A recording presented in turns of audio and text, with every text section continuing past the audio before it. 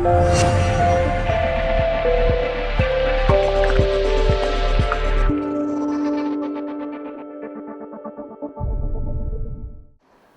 ende nuk kemi dëgjuar nëse Ministria e Pushtetit Lokal ka kërkuar ndonjë sqarim nga Komuna e Prishtinës, përkatësisht kryetari Shpend Ahmeti, për mos prezencën e asnjë flamuri të Shtetit Kosovës në ngjarjet që shënuan këtë përvjetor.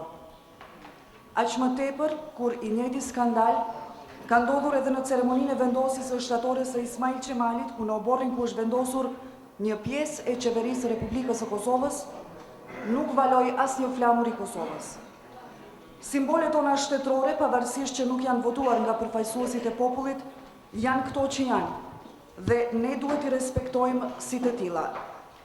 Edhe unë e dua më shumë flamurin Dardan të presidentit Ibrahim Rugova, sesa të gjithë flamurit tjerë që valojnë anekën të Kosovës, por kjo nuk më jep të drejtën që të mos i respektoj simbolet e shtetit Kosovës.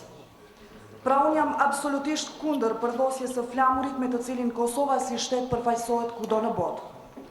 Udhëheqja e Komunës së Prishtinës po tregon se e do pushtetin, por jo edhe për kufizimin e tij juridik obligimet ndaj ligjeve në fuqi.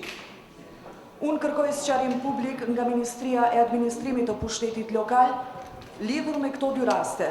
Si përfaqësuese e mira qytetarëve në kuvend, dua të di çfarë hapash ka ndërmarrë kjo ministri lidhur me anashkalimin e simbolit të shtetit në këto dy manifestime zyrtare të organizuara nga Komuna e Prishtinës.